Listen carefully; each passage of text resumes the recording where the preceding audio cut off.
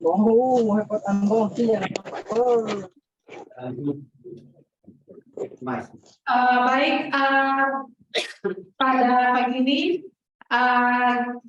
kita akan memulai kuliah umum yang dibawakan sumber kita yang sangat berkompeten di bidangnya. Namun memulai kami dari panitia titip pesan mohon peserta yang hadir lewat media daring untuk audionya di mute.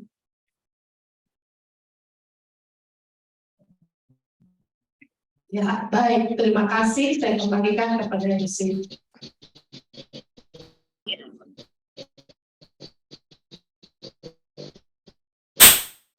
Baik, terima kasih.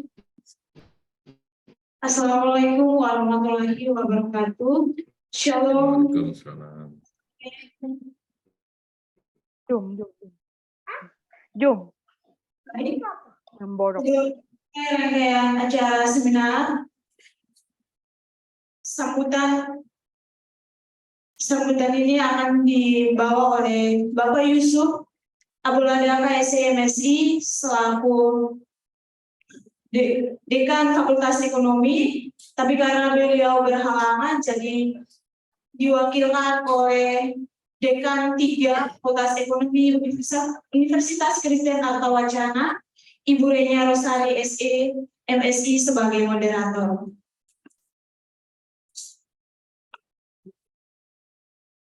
Baik, terima kasih MC. Mungkin sedikit koreksi, bukan Dekan 3, tapi Wakil Dekan 3. Wakil Dekan 3. Assalamualaikum warahmatullahi wabarakatuh. Shalom. Om Swastiastu, Namo Buddhaya. Salam kebajikan dan salam sejahtera bagi kita semua. Pertama-tama, izinkan saya menyapa yang terhormat Bapak Ibu dosen prodi akuntansi yang sudah hadir di ruangan ini, Ibu Dr. Angela Minggu, Ibu Helga Ala, dan juga teman-teman dosen yang sementara hadir lewat media daring, dan juga yang terhormat narasumber kita pada pagi ini, yaitu Profesor Joko Swarjanto, Eko Hans PhD AKCE, dan juga seluruh peserta kuliah umum pada pagi ini yang kami kasihi dan banggakan. Selamat pagi. Pertama-tama, izinkan saya mewakili Dekan Fakultas Ekonomi Bapak Yusuf Abolaka SE MSI yang tiba-tiba pada pagi ini berhalangan dikarenakan mengalami peristiwa duka cita. Jadi beliau menelpon meminta saya sekaligus untuk membuka acara kuliah umum pada pagi ini, dan beliau menyampaikan minta maaf dan salam hormat kepada Prof. Joko karena beliau memang dengan kondisi mengalami peristiwa duka cita sehingga tidak dapat hadir pada kesempatan ini. Baik, hari ini kita semua tahu bahwa tema dari kuliah umum pada pagi ini adalah metodologi penelitian akuntansi. Ya, diharapkan melalui kuliah umum pada pagi ini, kami mengharapkan, besar harapan kami, adik-adik mahasiswa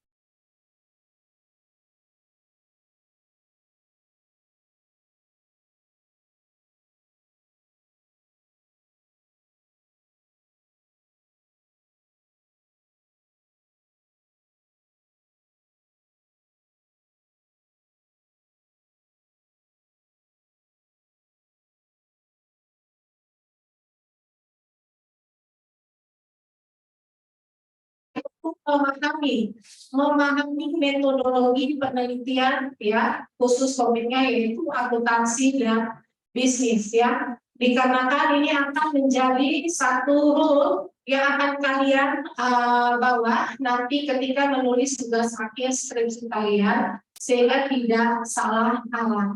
Jadi diharapkan dapat mengikuti kuliah umum ini hingga selesai. Dibawakan yang narasumber kita yaitu Profesor Joko Suwardanto, MPhil, PhD, AKCA yang merupakan juga sekaligus menjabat sebagai Dekan Fakultas Ekonomi dan Bisnis UNS. Oleh karena itu, tanpa memperpanjang waktu, atas rahmat Tuhan Yang Maha Esa, atas pertolongannya dan atas perkenanannya, maka kuliah umum pada pagi ini dengan tema metodologi penelitian akuntansi dan bisnis Selasa 11 Juli 2023 resmi dibuka.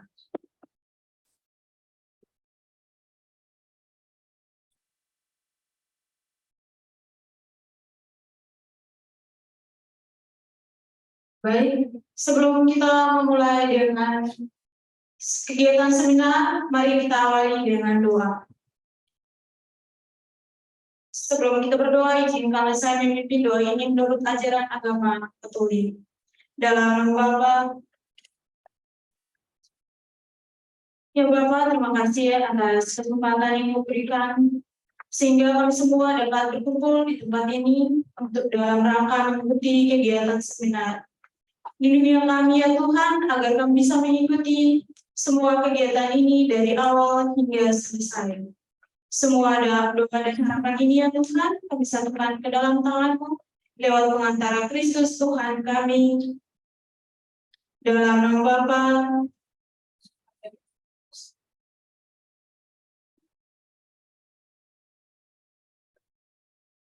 baik, langsung saja kita mulai kegiatan seminar dengan tema metodologi penelitian akuntansi dan bisnis. Waktu dan kesempatan saya berikan. Ya, terima kasih kepada MC yang sudah mempersilahkan saya untuk melanjutkan kegiatan kuliah umum pada pagi ini. Prof, mohon izin saya kembali akan memandu rangkaian kegiatan kuliah umum pada pagi ini. Adik-adik sekalian, sekali lagi saya menyapa selamat datang dan terima kasih atas kehadiran seluruh peserta yang hadir pada acara kuliah umum pada pagi ini. Izinkan saya, Ria Rosali, selaku moderator yang akan memandu rangkaian kuliah umum pada pagi ini.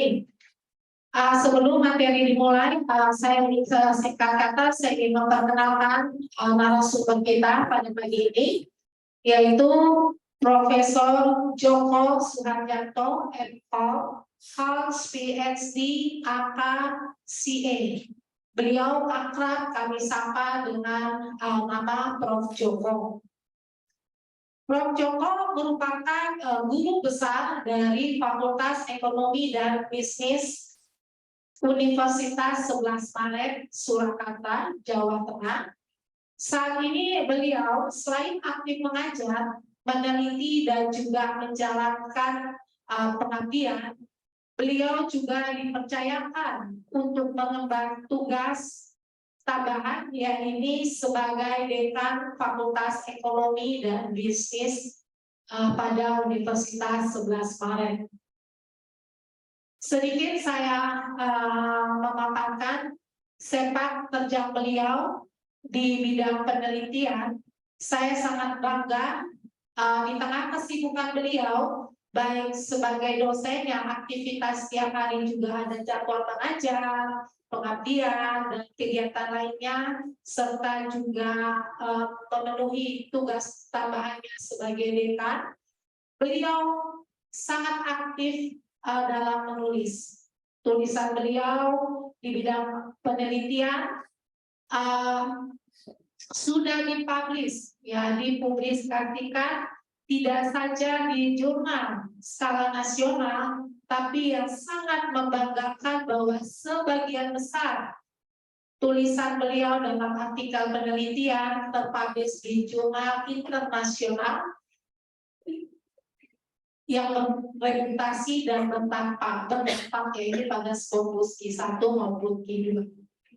Dan juga terlihat bahwa hasil dari tulisan beliau sudah banyak disitasi oleh para penulis. Baik saya melihat di sini bukan saja dari penulis berasal dari Indonesia, namun juga penulis dari luar negeri.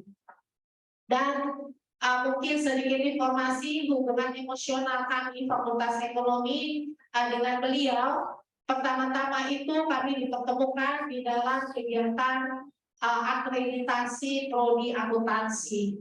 Dan di situ beliau merupakan ketua tim asesor untuk proses akreditasi prodi akuntansi pada tahun 2017. Sangat membekas, beliau orangnya sangat energi, murah hati, humble, sehingga pada proses akreditasi kemarin semuanya dapat berjalan dengan lancar, sehingga kami khususnya saya masih selalu melakukan kontak dengan beliau. Baik seluruh peserta kuliah umum, dengan riwayat beliau di bidang penelitian yang sangat mengagumkan, maka tepatlah kuliah umum pada pagi ini Prof. Joko akan sharing ilmunya tentang metodologi penelitian akuntansi. Diharapkan seluruh peserta dapat menyimak dengan baik, dan apabila ada pertanyaan silakan dicatat dan boleh ditulis di kolom chat dengan nama, ya, dengan komposisi nama, asal institusi, dan juga pertanyaan, ya. Nanti pertanyaan akan dibahas di sesi diskusi, ya. Jadi ditahan dulu. Baik, tanpa memperpanjang waktu, kepada Prof. Joko saya silakan. Oke, terima kasih budenya. Bismillahirrahmanirrahim. Assalamualaikum warahmatullahi wabarakatuh. Salam sejahtera, damai, bahagia, dan sehat selalu. Yang saya hormati Pak Dekan, Pak Yusuf Abu Ladako, yang kebetulan saat ini tidak sempat atau ada keperluan yang lain. Ya, salam hormat untuk beliau. Serta Bu Renya ini yang energik ini. Ya. Terima kasih Bu Renya sudah mengundang saya di acara kuliah umum. Dan Bapak Ibu dosen semuanya yang hadir di acara pagi ini, serta saudara mahasiswa-mahasiswi dari Fakultas Ekonomi Universitas Kristen Artawacana Kupang. Selamat pagi semuanya. Ini saya akan sedikit sharing begitu mengenai metodologi riset, khususnya untuk penulisan skripsi. Nah, izin saya share screen. Silakan. Tolong ini.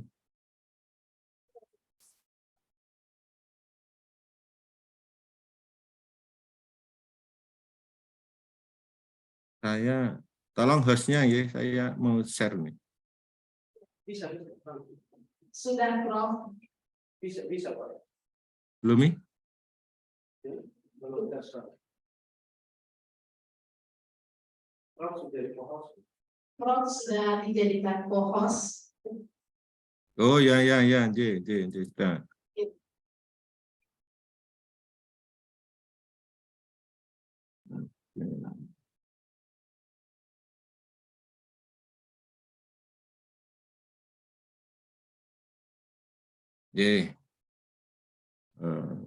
Ini akan saya diskusikan mengenai bagaimana melakukan penulisan atau pelaporan skripsi. Nah, ini mestinya berkaitan dengan metode yang kita pakai, kan begitu. Bagaimana meneliti, bagaimana melakukan penelitian untuk skripsi tugas akhir saudara semua. Nah, sebelum saya membahas itu, ini kita kenalkan dulu.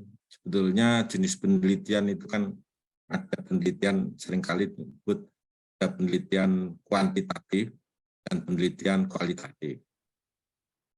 Untuk penelitian kuantitatif itu juga sering disebut sebagai mainstream, positivis, itu bersifat testing teori. Jadi teori itu mau dites pada suatu kasus atau problem tertentu. Ini yang problem tertentu itu yang nanti menjadikan topik saudara dalam menulis skripsi. Nah, biasanya di kuantitatif itu hubungan kasualitas.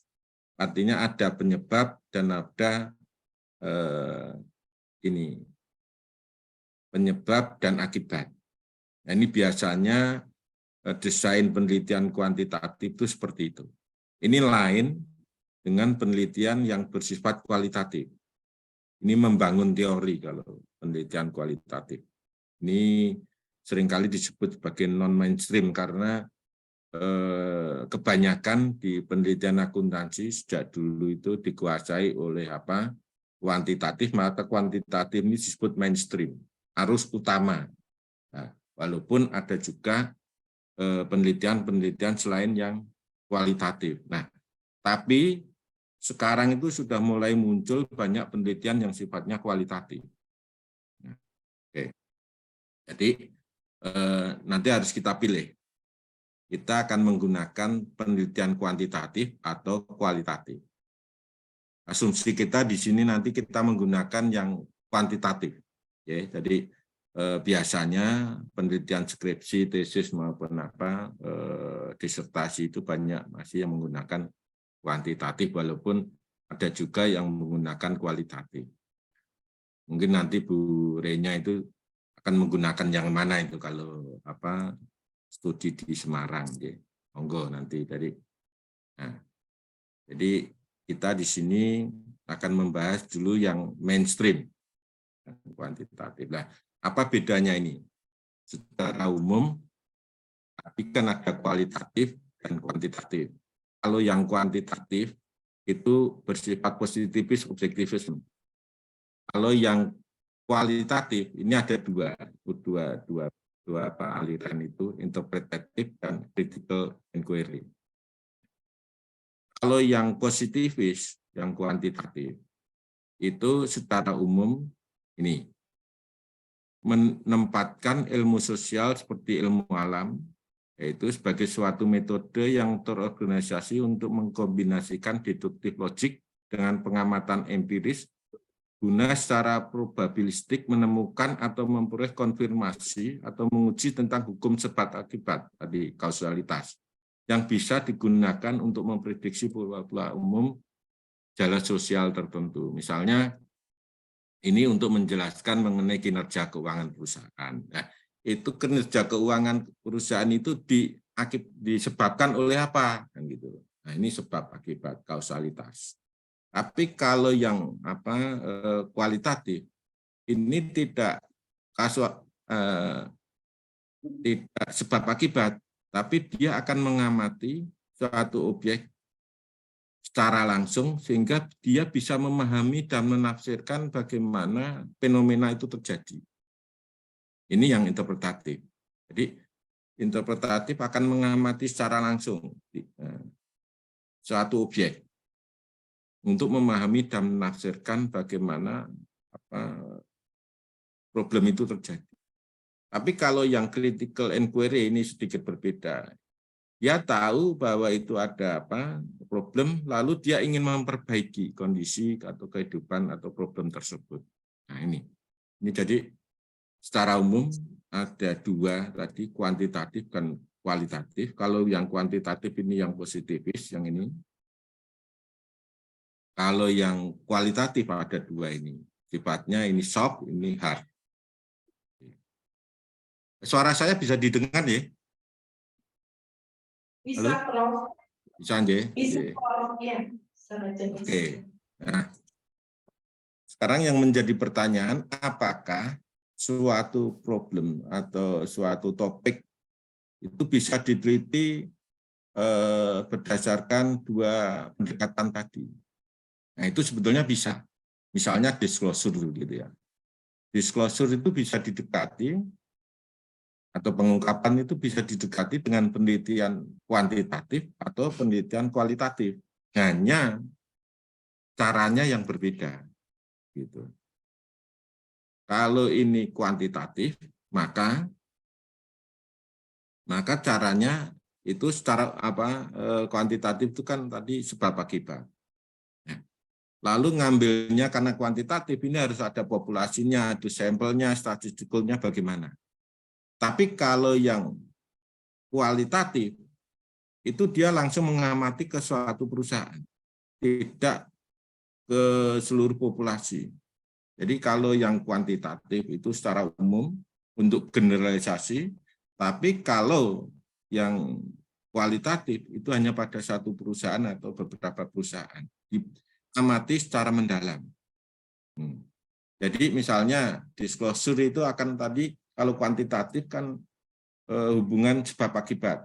Ini akan disebabkan oleh apa? Nah, ini disoroti dengan tertentu. Lalu dari teori tadi akan menimbulkan apa? Memunculkan variabel. Variabel itu sebagai nanti variabel independen. Nah, disclosure-nya sebagai variabel dependen. Tapi kalau di kualitatif itu dia langsung mengamati bagaimana disclosure itu muncul di suatu perusahaan. Dia D&D live gitu. Jadi diamati secara langsung bagaimana proses munculnya pengungkapan di suatu perusahaan itu. Jadi satu topik itu bisa didekati dengan berbagai pendekatan. Hanya saja tadi caranya yang berbeda. Nah, ini topik-topik penelitian di akuntansi yang sekarang menjadi banyak dilakukan penelitian. Misalnya mengenai sustainability reporting, akuntansi lingkungan, akuntansi sosial, kinerja keuangan UMKM. Jadi nanti kalau saudara ingin melakukan skripsi ini banyak nih topiknya. Gitu. Carbon emission disclosure, corporate governance juga bisa. Ini topik-topik yang banyak diteliti di bidang akuntansi. Jadi misalnya akuntansi lingkungan itu nanti bisa dipilah lagi atau didetailkan lagi. Akuntansi sosial juga bisa didetailkan lagi.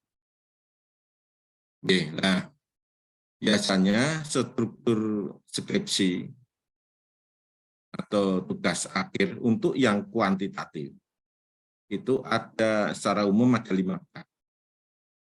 Jadi kalau nanti saudara menulis mengenai tugas akhir skripsi mengambil kuantitatif itu secara umum ada 5 bab. Pendahuluan, bab 2 landasan teori dan pengembangan hipotesis.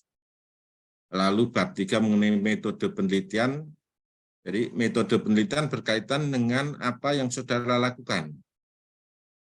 Bagaimana saudara melakukan penelitian untuk tugas akhir saudara itu ditulis di bab 3. Lalu bab 4 itu analisis data dan pembahasan dan kesimpulan dan catatan. Ini semua harus konsisten. Semua harus konsisten. Jadi secara umum itu nih. Tapi kalau yang kualitatif kita bebas. Bisa 5 bab, 6 bab, 7 bab tergantung dari ininya, keperluan keperluan penelitian di kualitatif. Tapi kalau yang kuantitatif ini secara umum ada 5 bab ini. Ini dari skripsi, tesis maupun disertasi biasanya hanya 5 bab ini kalau ini yang penelitian kuantitatif. Bagaimana menyusun skripsi yang baik? Ini. Jadi yang pertama harus konsisten. Harus konsisten. Jadi dari judul, problem, Problem itu kalau di kuantitatif adalah tema atau topik, dan itu menjadi variabel Y, saudara. Variabel dependen, saudara. Lalu tujuan penelitian, lalu tadi ada penurunan variabel dari teori. Jadi variabel independen itu muncul dari penjelasan teori yang saudara gunakan di dalam menjelaskan mengenai munculnya problem penelitian saudara. Nah, banyak penelitian di skripsi begitu, ini banyak yang tidak ngeling begitu. Jadi munculnya variabel itu ngerti ini muncul begitu aja, tidak dari sebuah teori. Lah ini yang perlu dibenahi. Jadi variabel itu tidak muncul secara tiba-tiba, muncul dari langit, tapi dari penurunan teori lah. Mestinya kalau saudara ingin menulis skripsi harus tahu dulu teori-teori yang banyak digunakan di bisnis itu, akuntansi itu apa. Nah, ini berarti saudara harus belajar mengenai teori. Teori misalnya ada teori stakeholder, agensi, sinyal, teori legitimasi, lalu teori kelembagaan. Ini semua dari judul, problem, tujuan, dan variabel, hipotesis, skema penelitian, definisi operasional dan variabel, pengukuran variabel. Ini semuanya dari awal hingga akhir dari bab 1 sampai bab 5 itu harus konsisten. Nah, kebanyakan di dalam skripsi ini nulisnya kebanyakan acak-acakan, tidak konsisten, tidak runtut begitu ya. Ya, yang ini yang perlu saudara perhatikan di dalam menulis ataupun melakukan tugas akhir. Jadi dari judul sampai kesimpulan dan saran itu harus konsisten. Kesimpulannya apa, dari kesimpulan itu muncul saran apa. Oke. Lalu apa yang disebut sebagai skripsi yang baik? Tadi harus memenuhi pedoman, mematuhi pedoman penulisan skripsi. Mestinya di Fakultas Ekonomi Universitas Kristen Arta Wacana ini sudah mempunyai pedoman penulisan skripsi ini, khususnya mengenai tata tulis dan tata bahasanya. Itu harus saudara lihat di dalam menulis nanti pelaporan skripsi itu. Harus saudara patuhi. Nah, lalu bagaimana skripsi yang baik, elemen yang baik harus runtut di dalam penjelasan. Tidak bolak-balik dan mengulang-ulang. Seringkali beberapa kalimat itu hanya saudara copy paste terus. Di bab 1, bab 2, bab 3 diulang-ulang terus. Sehingga ini juga kalau ini bolak-balik dan mengulang-ulang kalimat yang saudara gunakan itu akan membosankan. Dan ini tekniknya bagaimana supaya tidak mengulang-ulang, harus kita paraphrasing. Jadi harus kita gunakan kalimat yang lain walaupun intinya itu sama. Lalu menggunakan kalimat yang efektif dan efisien. Yang efektif itu mencapai tujuannya, efisien itu tidak boros atau tidak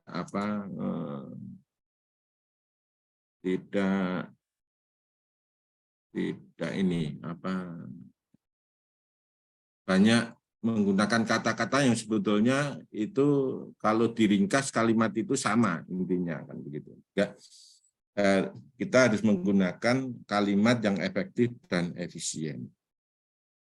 Nah, misalnya kita gunakan ini ya, kita asumsikan di dalam tugas akhir saudara nanti menggunakan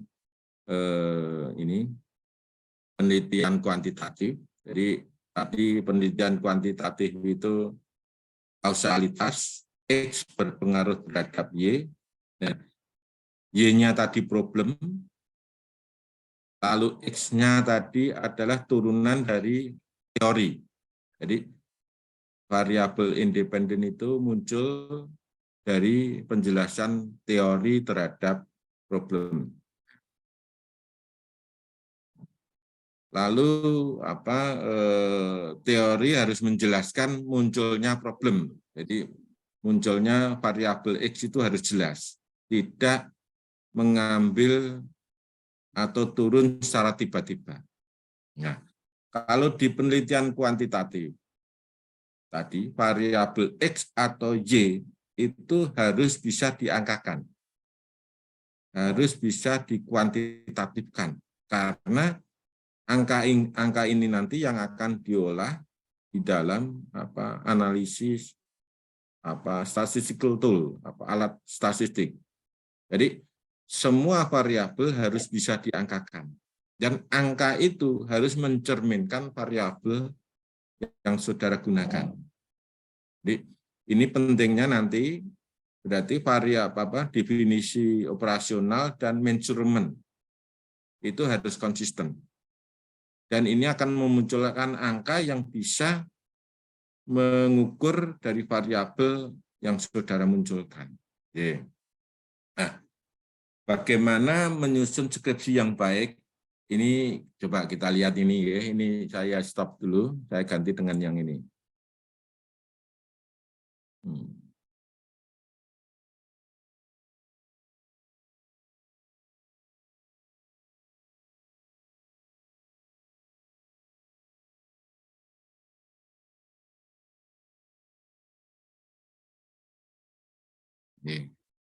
Jadi tadi penelitian atau laporan penelitian skripsi itu kan ada 5 bab secara umum di penelitian yang sifatnya kuantitatif.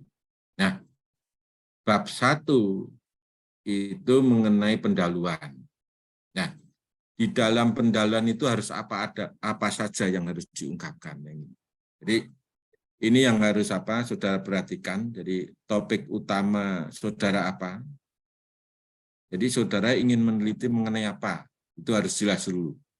Jadi ini yang membedakan akuntansi atau tidak itu di sini, di Y-nya ini.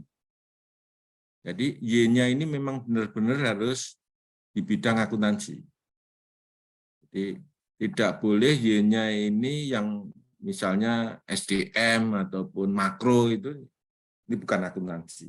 Jadi Y-nya ini yang benar-benar di akuntansi, ini yang membedakan penelitian akuntansi atau tidak. Itu di Y-nya itu kalau ini penelitian kuantitatif. Di bab 1, Y ini, topik utama ini harus memunculkan problem. Problemnya, jadi di dalam menulis skripsi, itu harus yang pertama harus memunculkan problem penelitian. Jadi penelitian itu harus ada problem. Kalau tidak ada problem tidak perlu diteliti. Jadi di penelitian ini harus saudara mengungkapkan mengenai problem penelitian yang ingin saudara teliti. Nah, itu ada 2 konteks. Jadi problem yang memang benar-benar terjadi di realita. Itu harus saudara ungkapkan di dalam tugas akhir saudara. Ini konteksnya bagaimana? Fenomenanya bagaimana?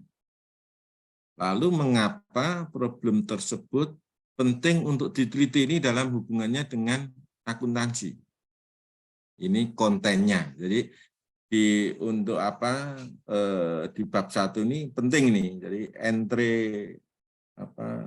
penelitian yang bagus itu harus mengungkapkan problem secara jelas. Nah, problem itu apa? Problem adalah sesuatu yang berbeda antara kenyataan dan harapan. Misalnya kinerja keuangan. Misalnya saudara ingin meneliti topik utamanya mengenai kinerja keuangan. Saudara harus nanti mencari fenomena, problem real yang ada di bisnis. Memang benar-benar bahwa kinerja keuangan itu menjadi problem. Jadi problem tadi apa? Sesuatu harapan dengan kenyataan ini berbeda. Harapannya misalnya kinerja keuangan itu bisa memperoleh rate 10%, tapi ternyata kenyataannya hanya 5%. Nah, ini harus ditunjukkan fenomenanya. Ini saudara harus tulis di dalam skripsi saudara. Ditunjukkan beberapa fenomena yang itu muncul. Nah, lalu setelah itu, saudara di pendahuluan juga harus menemukan konteksnya, harus menemukan konteksnya, substansinya. Mengapa saudara meneliti mengenai topik itu? Kaitannya dengan ilmu akuntansi. Nah, biasanya untuk menjawab mengenai konten ini, saudara harus kaitkan dengan conceptual framework akuntansi. Nah, ini ada di mana? Nah, objektif dari pelaporan akuntansi itu ada di situ. Apakah ada di konsep dasarnya, atau asumsinya, atau tujuannya, atau karakteristik kualitatifnya? Nah, ini harus saudara jelaskan. Kaitannya problem saudara tadi, mengapa problem tersebut penting untuk diteliti. Nah, ini harus saudara ungkapkan. Kaitannya dengan akuntansi. Setelah problem itu saudara ungkapkan, saudara harus mencari penelitian terdahulu yang melakukan penelitian atau meneliti mengenai topik saudara itu. Jadi, misalnya kinerja keuangan BUMN di Indonesia, saudara ingin meneliti mengenai itu. Problemnya saudara ungkapkan, kaitannya dengan akuntansi apa saudara ungkapkan. Saudara harus mencari lagi, apakah penelitian topik itu sudah pernah diteliti oleh yang lain atau belum. Nah, ini harus saudara cari siapa saja, bagaimana hasil penelitian tersebut. Mengapa hasilnya seperti itu, mengapa hasilnya berbeda dengan penelitian terdahulu. Ini harus saudara ungkapkan. Jadi, untuk melakukan tugas ataupun penelitian, saudara tidak boleh melakukan hal yang sama dengan penelitian terdahulu, kan harus berbeda. Makanya, saudara harus bisa mengungkapkan kelemahan penelitian terdahulu. Penelitian terdahulu itu lemahnya di sini, kurangnya di sini harus saudara ungkapkan. Nah, di pendahuluan juga saudara harus mengungkapkan bagaimana keunggulan penelitian saudara. Itu tadi. Mengapa saudara meneliti mengenai topik yang sudah diteliti itu dengan menggunakan teori yang berbeda ataupun memunculkan variabel independen yang berbeda. Ini harus saudara ungkapkan.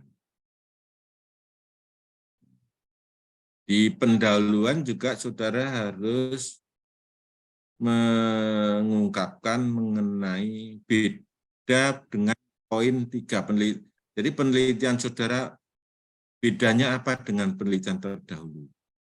Itu penting ya, itu penting. Jadi tidak boleh sama. Jadi harus berbeda. Dan kebaruan di penelitian saudara apa? Nah, ini kebaruan ini sangat penting untuk publikasi. Jadi kalau sama, kelihatannya tidak banyak yang menolak di publikasi itu. Nah, ini harus berbeda. Jadi di pendahuluan sekali lagi harus ada problem. Problem itu terdiri dari konteks dan konten. Lalu diteliti penelitian terdahulu itu siapa saja yang melakukan, hasilnya bagaimana. Saudara tunjukkan kelemahannya sehingga saudara bisa memunculkan keunggulan penelitian saudara. Nah, dari situ saudara bisa lalu mengungkapkan mengenai tujuan penelitian saudara. Perumusan masalahnya bagaimana, lalu tujuan penelitian saudara apa. Itu yang harus saudara ungkapkan di bab 1. Jadi itu penting. Jadi bab 1 itu merupakan entry bagi pembaca untuk menilai apakah penelitian skripsi atau tugas akhir saudara itu baik atau tidak. Jelas atau tidak. Itu kelihatan dari bab 1. Kalau bab 1-nya saudara itu sudah tidak jelas, maka biasanya penguji ataupun pembaca itu sudah bisa memperkirakan bahwa tugas akhir saudara tidak bagus atau tidak layak. Jadi di bab 1 ini sangat penting untuk membuat pembaca ataupun penguji apakah meneruskan untuk baca atau tidak. Jadi sekali lagi di bab 1 saudara harus bisa menuliskan, memaparkan mengenai problemnya, konteksnya, fenomena yang ada, lalu hubungannya dengan akuntansi apa. Ya, jadi sekali lagi problem tadi adalah sesuatu harapan yang berbeda dengan kenyataan. Lalu penelitian terdahulu apa, dilakukan oleh siapa, hasilnya bagaimana, kelemahannya apa, lalu saudara memunculkan keunggulan penelitian yang ingin saudara lakukan itu. Ini di bab 1. Itu penting ya, jadi itu untuk entry masuk dari pembaca atau penguji. Nah, lalu di bab 2, ya ini untuk penelitian yang kuantitatif. Di bab 2 itu landasan teori dan pengembangan hipotesis. Nah, tadi saya katakan di depan bahwa kuantitatif riset itu sifatnya teori testing. Jadi teori yang akan dites untuk penelitian saudara. Jadi saudara harus mempunyai, harus memiliki beberapa teori yang akhirnya saudara pilih untuk bisa menjelaskan problem Y tadi bagus. Dan dari penjelasan itu akan muncul variabel apa yang nanti mempengaruhi problem itu. Nah, maka di bab 2 ini saudara harus bisa menjelaskan teori apa yang saudara gunakan. Jadi ini teori itu untuk menjelaskan, untuk mengeksplain atau mempredik. Kalau di akuntansi biasanya untuk mengeksplain. Kalau EP biasanya untuk ekonomi pembangunan mempredik. Gitu. Jadi, nah karena itu untuk mengeksplain, jadi nanti penerapan statistik tool-nya juga berbeda, tidak dilihat dari betanya, tapi hanya dari arahnya atau signifikansi dari suatu variabel itu atau tidak. Nah, saudara di sini dalam pencarian teori ini harus hati-hati yang memang cocok digunakan untuk menjelaskan mengenai problem yang muncul dari penelitian saudara. Jadi problemnya itu harus memang saudara benar-benar carikan teori yang bisa menjelaskan mengenai munculnya problem ini. Nah, teori itu apa? Teori itu statement of concept atau their relationship that show how and or why a phenomena occur. Jadi bagaimana fenomena itu terjadi, ini akan dijelaskan di dalam sebuah teori, sehingga nanti di teori itu akan memunculkan variabel. Nah, variabel ini nanti yang saudara pilih di dalam penelitian atau tugas akhir saudara. Jadi banyak variabel yang muncul dari penjelasan teori ini. Misalnya muncul ada 10, apakah saudara ingin menggunakan 10 variabel atau tidak, itu nanti harus saudara lihat dalam problem itu. Tidak semuanya variabel itu harus digunakan. Tapi yang memang benar-benar sangat relevan di dalam menjelaskan di dalam konteks munculnya problem itu. Jadi di bab 2 ini saudara harus menjelaskan teori apa yang saudara gunakan. Apakah teori agensi atau stakeholder, legitimasi, nah ini harus saudara beri penjelasan. Mengapa memakai teori tersebut? Lalu setelah itu saudara harus jelaskan bagaimana teori yang digunakan untuk menjelaskan topik utama problem penelitian saudara. Nah ini nanti akan memunculkan, dari penjelasan ini akan memunculkan variabel. Variabel itu kan saudara pilih lagi mana yang akan digunakan di dalam melakukan penelitian saudara. Jadi saudara harus memilih lagi dari variabel yang muncul di dalam teori itu mana yang saudara ingin gunakan. Jadi kalau ini sudah terpaparkan atau sudah saudara jelaskan, maka akan terlihat apakah variabel itu nanti akan sebagai variabel independen, moderating, atau intervening, munculnya dari teori ini, bukan dari penelitian terdahulu. Jadi munculnya variabel untuk menjelaskan problem ini muncul dari teori, bukan dari penelitian terdahulu ya. Jadi, ini harus diingat.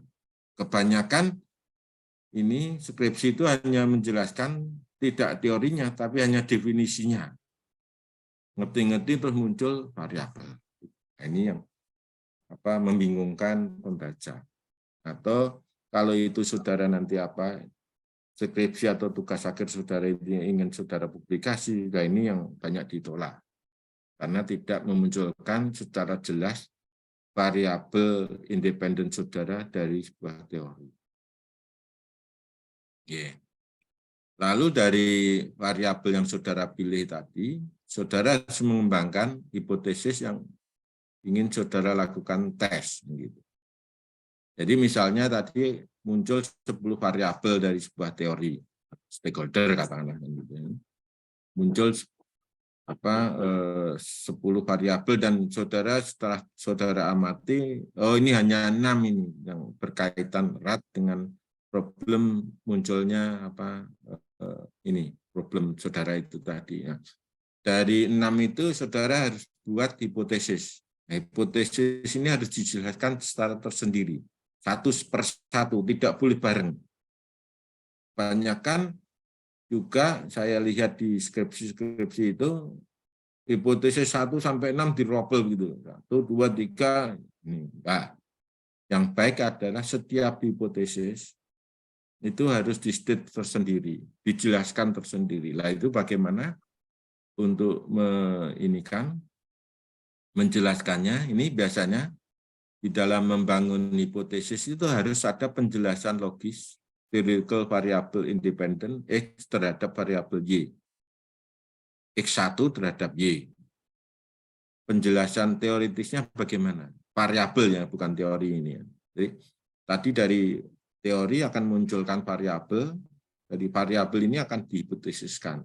Ini harus saudara, dalam pengembangan hipotesis harus saudara jelaskan satu persatu. Dan setiap penjelasan pengembangan hipotesis dari 1 sampai 6 tadi kata-kata, itu harus equal. Misalnya, saudara memaparkan dalam 2 halaman, itu harus 2 halaman semua. Tidak boleh yang 1,5 halaman, yang satu halaman, 2 halaman. Harus secara rata itu secara ini harus relatif sama, 2 halaman. Nah, di dalam penjelasan setiap pengembangan variabel itu harus ada penjelasan logis atau theoretical dari variabel independen terhadap variabel dependen. Terus yang pertama. Jadi logisnya bagaimana? Lalu yang kedua, setelah penjelasan logis itu, hasil penelitian terdahulu yang sama antara X dengan Y-nya. Hasilnya bagaimana? Misalnya saudara statement di sini bahwa X1 itu terdapat positif terhadap X. Yang terdahulu mungkin hasilnya ada yang tidak berpengaruh, ada yang negatif. Nah, ini harus saudara jelaskan. Lalu saudara untuk yang C, statement hipotesis saudara akan yang mengarah kemana? Ya, jadi ini tadi kalau ada 6 hipotesis, 6 variabel, saudara berarti harus menjelaskan 6-6-nya, setiap variabel harus di dalam relatif yang sama, panjangnya, dan di dalam setiap penjelasan pengembangan hipotesis harus ada penjelasan logisnya, hasil penelitian terdahulu, lalu statement hipotesisnya bagaimana. Nah, setelah ada pengembangan hipotesis ini dijabarkan, saudara bisa menuliskan di dalam skema konseptual penelitian. Jadi skema hubungan antara X dengan Y, lalu ada hipotesis apa positif atau negatif. Itu yang disebut skema konseptual. yang itu ada di bab 2. Jadi bab 2 landasan teori dan pengembangan hipotesis itu berisi mengenai penjelasan teori terhadap problem yang nantinya akan memunculkan variabel, dan dari variabel, banyaknya variabel yang muncul tadi harus saudara pilih variabel apa yang menjadi penelitian di saudara. Lalu dari variabel-variabel yang saudara pilih itu, saudara harus kembangkan hipotesisnya. Di dalam setiap pengembangan hipotesis, saudara harus menjelaskan secara teorikal dari X1 ke Y itu bagaimana cara logisnya, lalu hasil penelitian terdahulu itu bagaimana, lalu saudara statement hipotesisnya bagaimana. Lalu setelah itu semua sudah, saudara harus menggambarkan di dalam skema konseptual penelitian saudara. Nah, ini harus di dalam skema konseptual harus saudara penjelasan secara singkat lagi. Itu di bab 2. Jadi bab 1 tadi mengungkapkan mengenai problem, bab 2 itu mengenai tadi teori yang berhubungan dengan problem. Ini harus saudara jelaskan. Lalu di bab 3 itu metode penelitian. Jadi saudara ingin menguji teori testing tadi, X-nya terhadap Y tadi kan, memunculkan rumusan ini, merumuskan, bisa memunculkan desain penelitiannya. Dari itu maka saudara ingin uji. Nah, ini metode penelitiannya bagaimana? Karena ini penelitian kuantitatif, maka saudara harus menggunakan populasi atau sampel. Nah, di dalam bab 3 ini, saudara harus menjelaskan mengenai populasi yang saudara gunakan itu apa. Jadi jumlahnya, karakteristiknya bagaimana, ini harus saudara jelaskan. Misalnya, saudara ingin meneliti mengenai kinerja keuangan di BEI. Nah, itu ada berapa perusahaan. Jumlahnya ada berapa, lalu karakteristiknya bagaimana.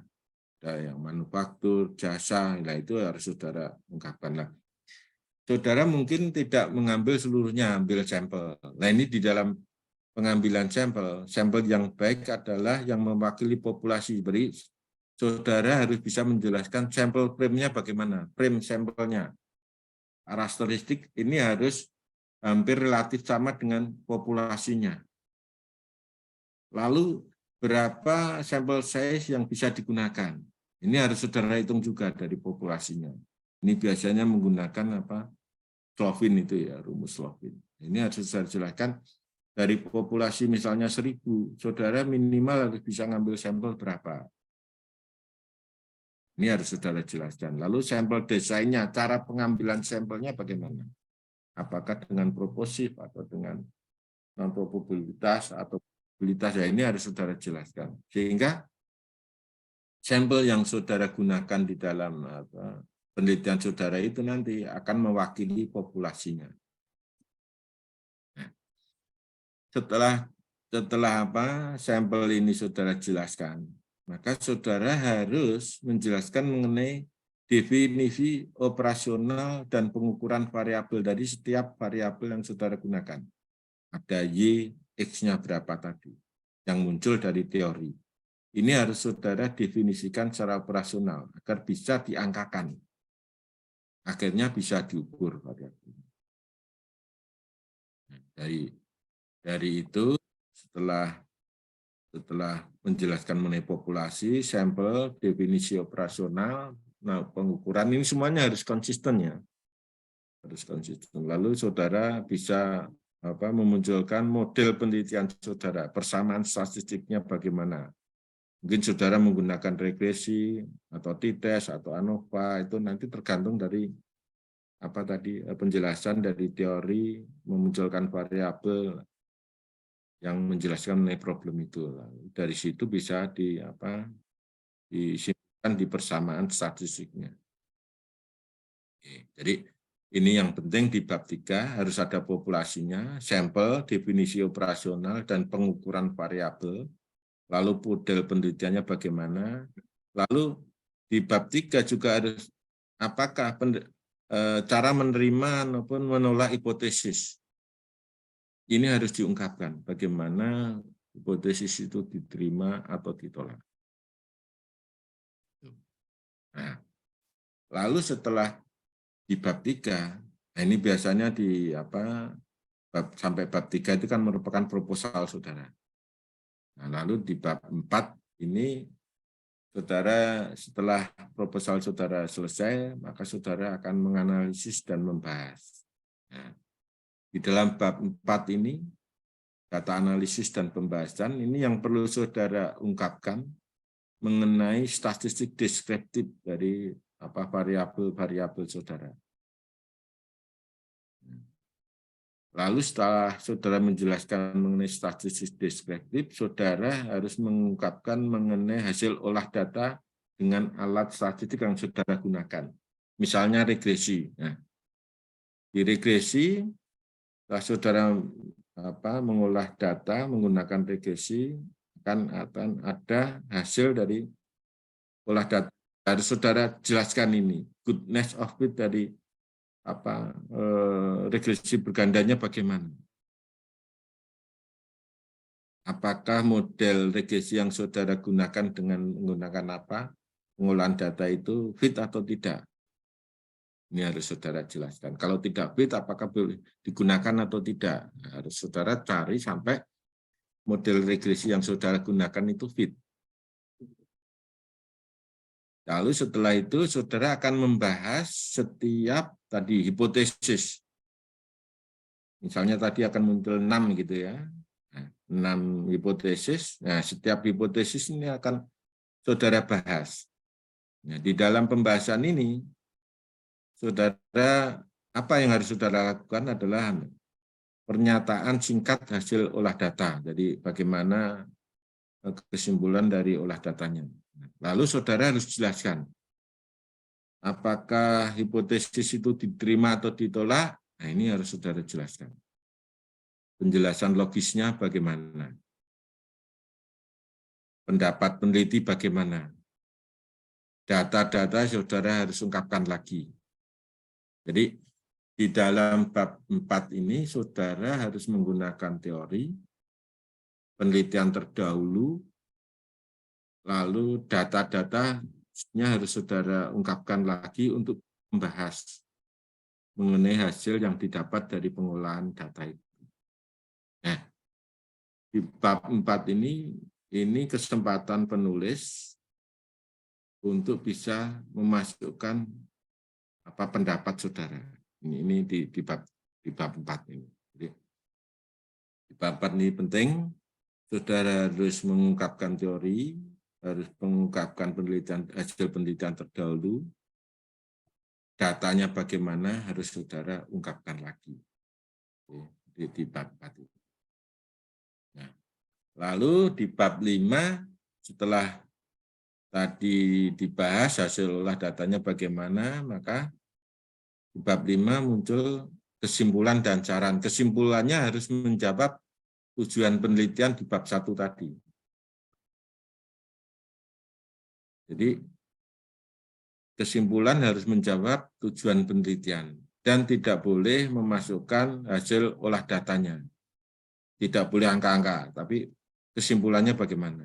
Lalu dari kesimpulan itu akan memunculkan saran dan keterbatasan. Keterbatasan penelitian itu bukan kelemahan penelitian saudara, tapi memang keterbatasan itu uncontrollable bagi peneliti. Oke. Nah, untuk lalu ini bab 5, lalu di bab berikutnya ini referensi, daftar pustaka ini yang penting saudara. Cara penulisan referensi harus konsisten. Jadi saudara ingin menganut yang mana, itu lihat buku pedoman penulisan skripsi saudara. Itu harus konsisten. Jadi lalu hanya yang masuk referensi itu yang hanya ada di daftar pustaka. Jadi tadi kan saudara di dalam menjelaskan bab 1 sampai bab 4 tadi kan mungkin meng-quote atau mengambil referensi dari siapa begitu. Yang ada di situ yang harusnya ada di daftar pustaka. Yang tidak ada tidak boleh ditulis. Jadi kalau tidak digunakan di dalam rujukan saudara maka tidak boleh ditulis di dalam daftar pustaka. Nah, skripsi yang baik adalah minimal 40% merupakan referensi dengan topik terkait penelitian saudara. Misalnya saudara menulis mengenai disclosure, mengenai K3 misalnya. Nah ini 40%-nya harus 40% dari daftar pustaka yang saudara cantumkan di referensi di setelah akhir di skripsi saudara harus merupakan topik utama tersebut.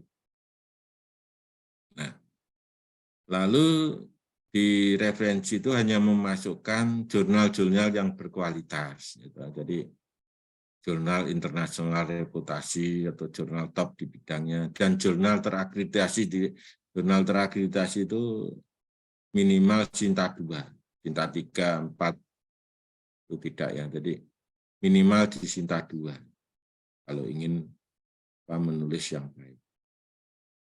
Lalu wajib memuat artikel yang terbaru tentang topik penelitian saudara. Jadi usahakan skripsi saudara itu mengacu pada paper-paper terbaru. 1-2 tahun publikasi yang ada. Jadi jangan menggunakan publikasi yang terlalu lama. Lalu tidak menggunakan buku terjemahan, jangannya. Tidak menggunakan skripsi atau tesis, karena skripsi atau tesis dari teman saudara itu sebetulnya juga baru latihan, kan begitu, jangan digunakan untuk acuan. Nah, lalu usahakan kalau ini skripsi minimal menggunakan 20 artikel jurnal reputasi begitu ya. Kalau tesis 40, disertasi 75. Itu. Oke. Jadi sekali lagi ini pedoman umum mengenai penelitian kualitatif dan bagaimana cara melaporkannya. Jadi ini kisi-kisi yang harus ada di dalam penelitian kuantitatif. Nah, saudara sebelum menuliskan di dalam full reportnya, ini harus kisi-kisi ini harus saudara masukkan dulu dari bab 1 sampai bab 5. Jadi kalau ini sudah terisi maka tinggal saudara merangkai di dalam ini full report dari skripsi apapun tugas akhir saudara. Jadi itu saya rasa semoga aja penjelasan ini bisa menambah pengetahuan ataupun wawasan di dalam menyelesaikan skripsi atau penelitian saudara semua. Begitu Bu Rinya. Baik, terima kasih Prof. Atas seri materinya yang begitu sangat bermanfaat, tidak saja bagi mahasiswa, tapi juga bagi kami, Bapak Ibu dosen yang untuk mengupgrade ilmu kami di bidang penelitian, untuk mengupgrade bagaimana metode penelitian kami. Baik, terima kasih. Saatnya kita masuk dalam sesi diskusi. Para peserta yang mengikuti baik dari bisa menulis di kolom chat nama lengkap, asal institusi dan pertanyaannya, atau jika ingin menyampaikan secara langsung bisa mengklik raise hand. Selanjutnya untuk peserta yang hadir di dalam ruangan ini, bolehnya persilakan Ibu buka dulu 3 pertanyaan pertama. Silakan. Ya, silakan yang di belakang, silakan berdiri, silakan maju. Ada lagi yang di dalam ruangan ini? Ini kesempatan limited edition. Iya, 2 orang, 3 orang ya, silakan. Boleh ya Prof, saya silakan sekaligus 3 orang untuk menyampaikan apa yang menjadi pertanyaan mereka. Baik, silakan. Tolong sebutkan namanya ya. Langsung ke pertanyaan. Mohon izin Prof, apakah pertanyaan ini nanti setelah mereka sampaikan 3 pertanyaan ini akan dijawab sekaligus atau per pertanyaan akan Prof tanggapi pertanyaan. Monggo, saya manut. Oh ya, baik Prof. Selamat siang, Prof. Terima kasih atas kesempatan yang telah diberikan kepada saya. Perkenalkan, nama saya Yudhina Natalia Baru dari Prodi Akuntansi dan Minat Akuntansi Pajak. Pertanyaan saya, mengapa perlu adanya uji validitas dan reliabilitas dalam sebuah instrumen penelitian atau alat ukur? Apa yang terjadi jika di dalam suatu instrumen penelitian hanya dilakukan uji validitas, namun tidak reliabilitas? Apakah akan mempengaruhi kelayakan suatu penelitian? Terima kasih. Baik, yang kedua silakan. Baik, selamat siang Prof. Terima kasih buat kesempatan yang diberikan kepada saya. Perkenalkan, nama saya Gracia Pauli. Saya bertanya, misalnya kalau kita mau memulai menulis proposal skripsi, itu harus dari judul duluan. Misalnya kita cari referensi judul apa yang cocok, atau harus berangkat dari problem atau masalah baru ditentukan judul apa yang harus diambil. Terima kasih Prof. Gimana? Tadi yang kedua. Ya, maaf. Kalau kita mau memulai menulis proposal skripsi, itu harus dari judul duluan. Misalnya kita cari referensi judul apa yang cocok, atau harus berangkat dari problem atau masalah baru ditentukan judul apa yang harus diambil untuk. Terima kasih. Baik, terima kasih. Silakan Kak. Baik, selamat siang Prof. Perkenalkan, nama saya Diarif Nigoseo. Izin bertanya seputaran populasi dan sampel. Contoh misalnya kami meneliti faktor yang mempengaruhi kepatuhan wajib pajak badan. Nah, di situ sampel dan teknik penentuan sampel itu kami gunakan incidental sample dan accidental sampling. Dengan teknik pengumpulan data menggunakan penyebaran visioner. Nah, namun kenyataannya di lapangan kita hanya mendapatkan sedikit responden, contoh 30 atau 35 responden. Nah, itu bagaimana Prof untuk penjelasannya? Lalu contoh kalau misalnya ada usulan itu harus dijelaskan adanya kriteria, otomatis itu kita harus ada kriteria dan harus menjabarkan objek penelitian yang itu dari mana saja. Nah, sedangkan di sisi lain dari beberapa objek itu tidak ingin untuk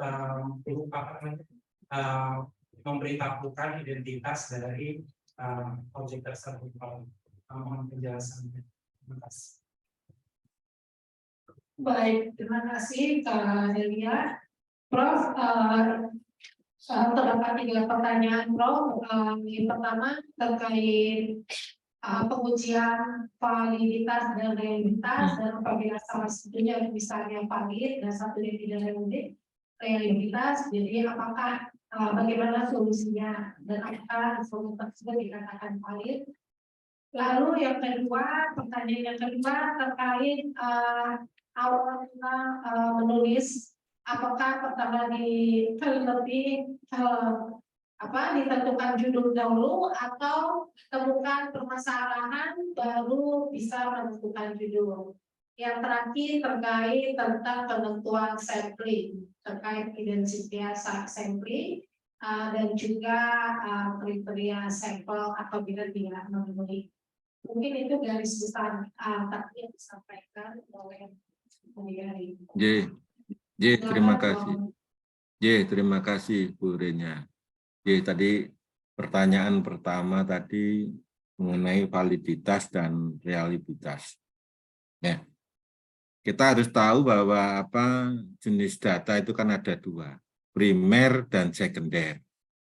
Nah, kalau sekunder misalnya itu menggunakan annual report atau statement keuangan perusahaan, itu data sekunder. Dan data-data sekunder ini tidak perlu lagi karena itu sudah diaudit ataupun sudah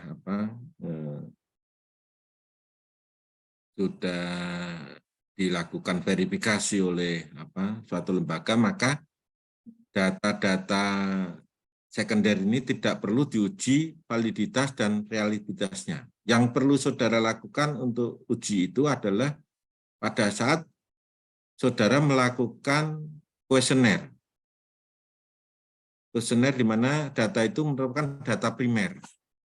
Yang itu harus valid dan reliable.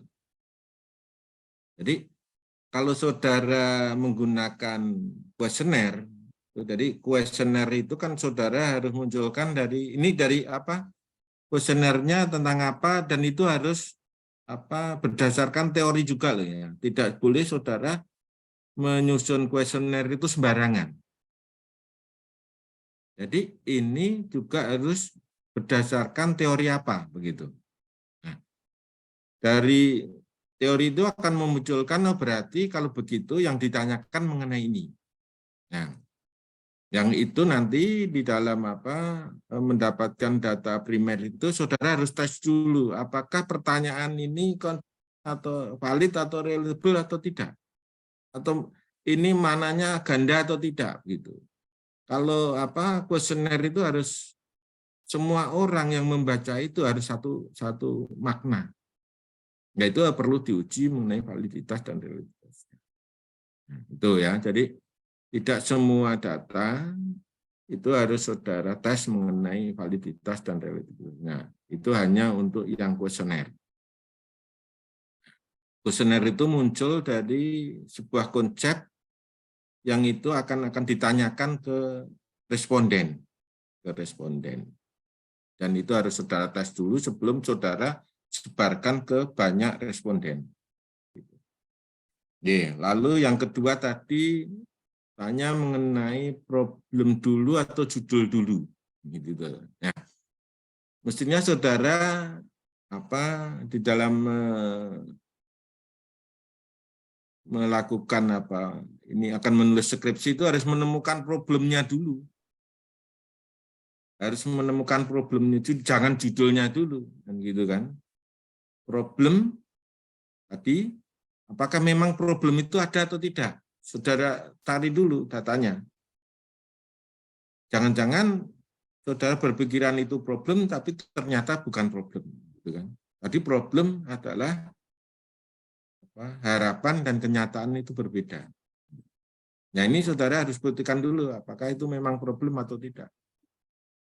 Nah, setelah problem itu muncul ada, nah saudara baru cari lagi problem ini bisa dijelaskan dengan teori apa. Nah, itu baru setelah itu saudara baru bisa memunculkan judulnya. Gitu.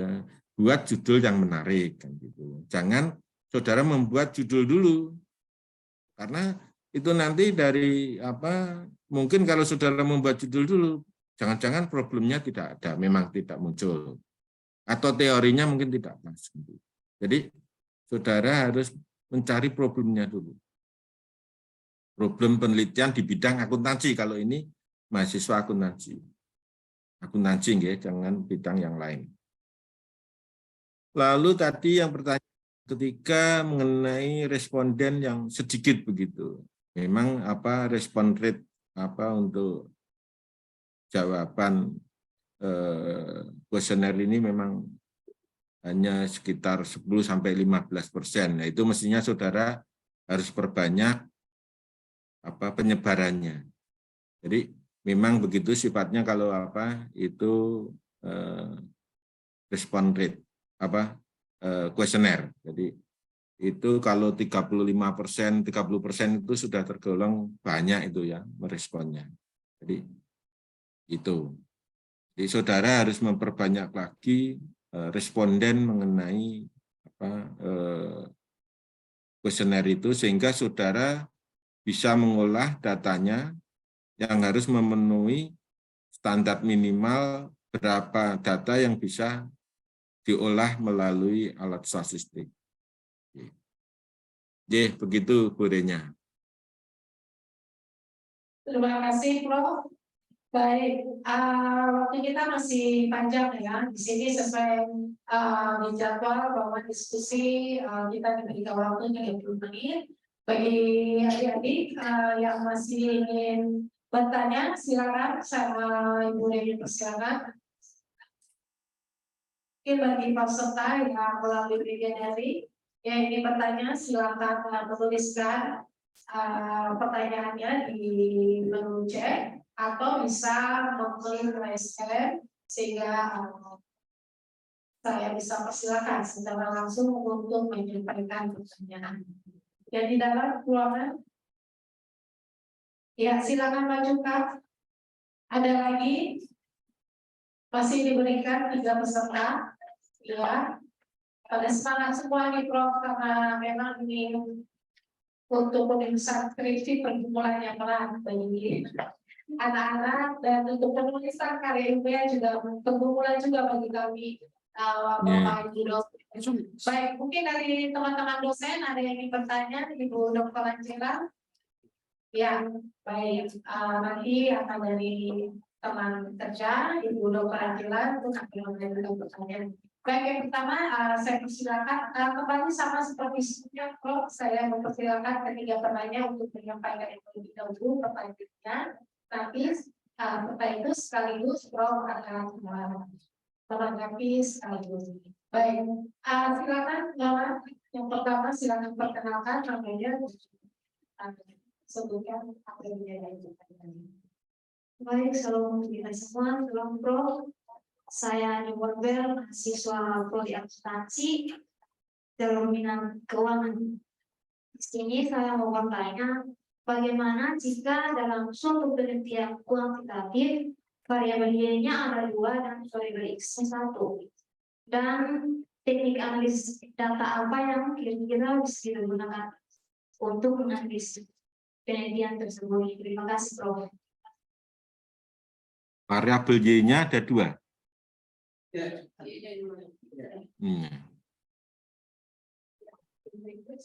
Baik, terima kasih untuk saya. Perkenalkan nama saya Jamal, prodi akuntansi dari minat keuangan. Pertanyaan saya, bagian uji asumsi plastik. Dari uji asumsi plastik ada 4, yaitu normalitas, multikolinialitas, heterogeneitas, dan autokorelasi. Nah, dari 4 uji tersebut, apakah dalam bagian uji tersebut dilakukan tanpa terkecuali, dan jika salah satu uji tidak dipakai atau digunakan, apakah ada pengaruh uji lainnya? Itu Pak. Dan yang kedua, dari uji asumsi ini kita lihat patokan bagaimana supaya uji asumsi ini bisa dilakukan. Demikian pertanyaan saya. Terima kasih. Baik, terima kasih. Yang terakhir, saya persilakan Dr. Angela. Ya. Shalom, Prof. Selamat siang, Prof. Ya, Prof. Perkenalkan saya Ibu Angela. Saya salah satu staf pengajar dosen di Fakultas Ekonomi Prodi Akuntansi UKAW, Prof. Nah, yang ingin saya tanyakan itu, Prof, mengenai pengembangan hipotesis, Prof. Karena kan kita sebagai dosen kita membimbing dan menguji mahasiswa. Nah, dari tadi kan Prof jelaskan bahwa kebetulan saya disertasinya tuh kuantitatif, Prof. Jadi karena di sini banyak yang ambil kuantitatif, jadi saya harus juga membimbing dan menguji yang kuantitatif, Prof. Nah, dari yang saya temukan di antara mahasiswa-mahasiswa ini, Prof, ketika mereka mengembangkan hipotesis itu redaksi kalimatnya itu berbeda-beda, Prof. Jadi ada yang contohnya variabel X berpengaruh terhadap variabel Y saja. Ada yang variabel X berpengaruh secara positif atau secara negatif terhadap variabel Y. Nah, ada juga yang mencantumkan bahwa variabel X itu berpengaruh terhadap variabel Y secara signifikan, Prof. Nah, jadi berdasarkan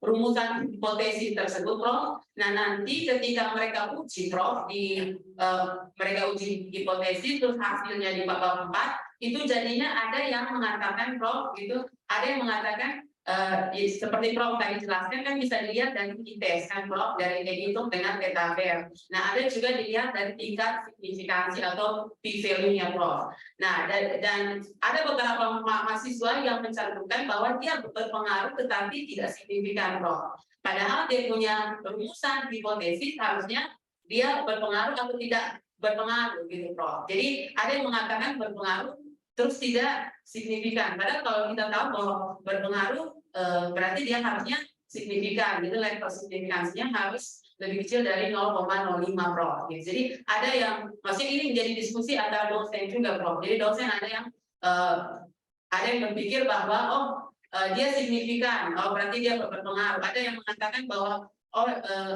rumusan hipotesisnya mengatakan dia positif atau negatif. Jadi ketika dia positif, tetap dia berpengaruh, tetapi dia tidak signifikan, Prof. Jadi ada juga yang mengatakan bahwa hipotesisnya ini terdukung dengan tidak terdukung. Padahal kan kita harus kembali kepada rumusan hipotesisnya bahwa dia berpengaruh atau tidak berpengaruh, Prof. Jadi ini banyak anak-anak akhirnya bingung, Prof. Bingung terhadap hasil uji hipotesis, Prof. Jadi ada yang mengatakan bahwa dia berpengaruh tapi tidak signifikan, ada yang mengatakan langsung tidak berpengaruh dan berpengaruh ketika H0-nya ditolak, H-nya diterima gitu, Prof. Jadi dari Prof itu bagaimana sih, Prof, ketika dari pengembangan hipotesis sampai ke hasilnya itu bagaimana, Prof?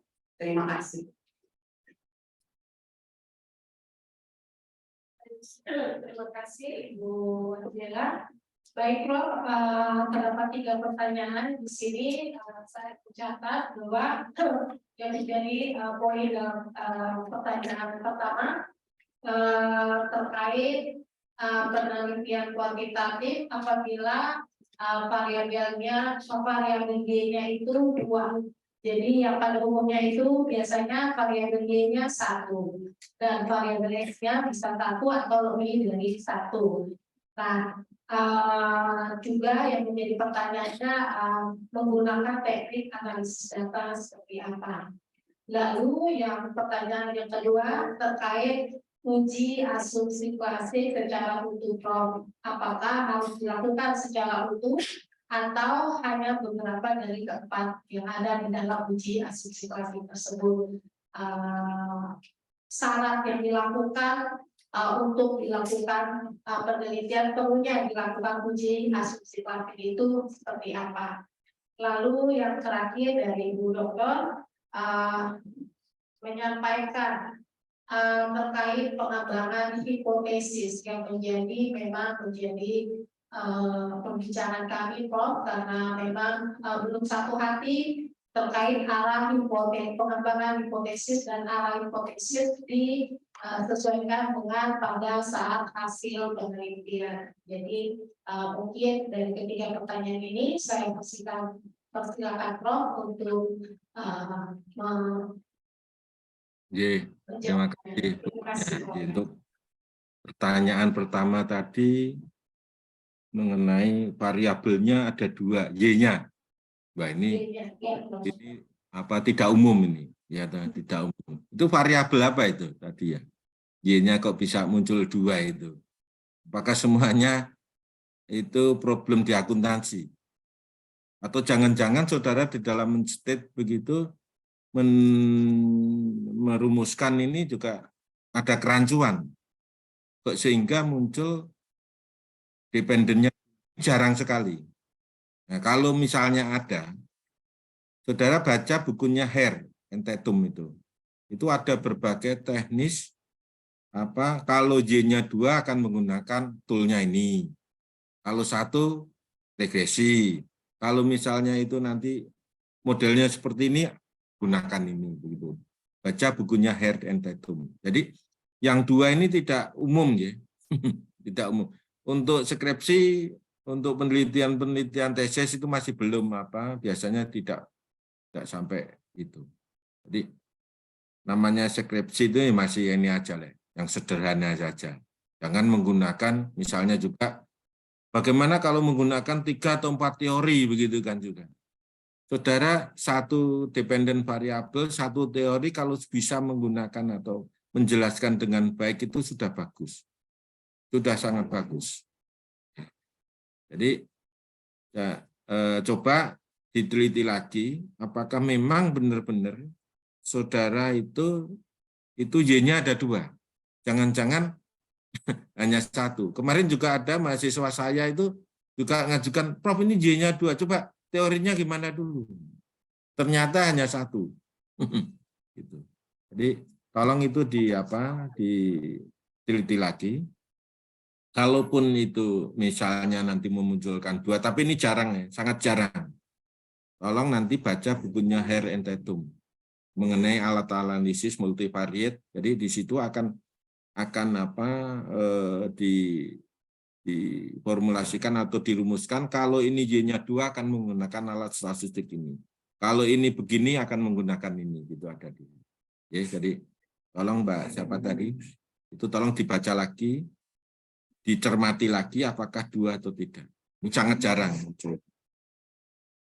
Lalu yang kedua mengenai asumsi klasik. Jadi asumsi klasik itu kan ada beberapa ya, yang ada normalitas, heterodasitas, terus multicol, linearitas, dan semuanya itu minimal ada 5 itu ya harus terpenuhi sebelum kita melakukan uji regresi. Jadi asumsi klasik itu harus terpenuhi sebelum kita melakukan uji regresi.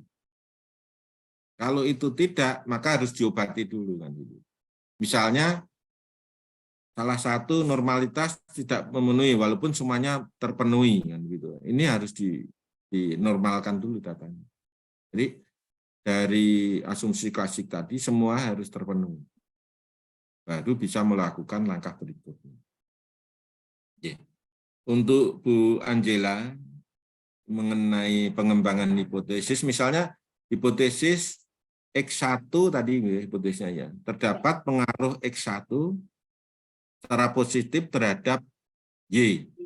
Itu hipotesisnya. Jadi misalnya terdapat pengaruh X1, pengaruh positif X1 terhadap Y. Nah, kalau dites nanti misalnya itu negatif, itu berarti ditolak.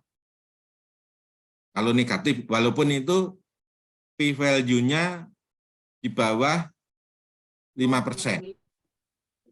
Misalnya, hipotesisnya terdapat pengaruh positif X1 terhadap Y, misalnya.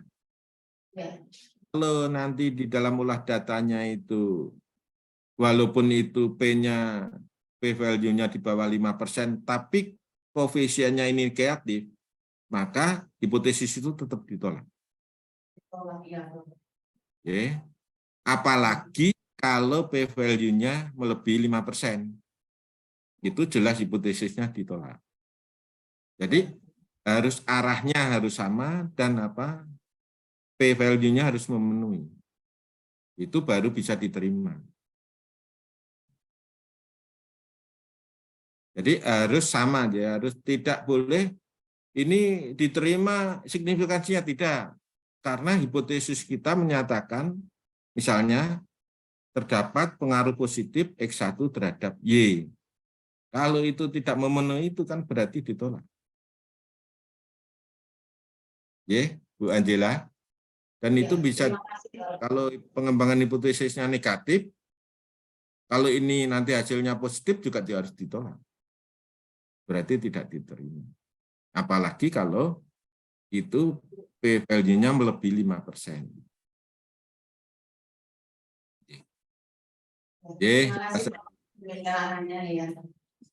Ya, Bu Angela, gitu ya. Iya, baik, Prof. Terima kasih untuk pencerahannya, Prof.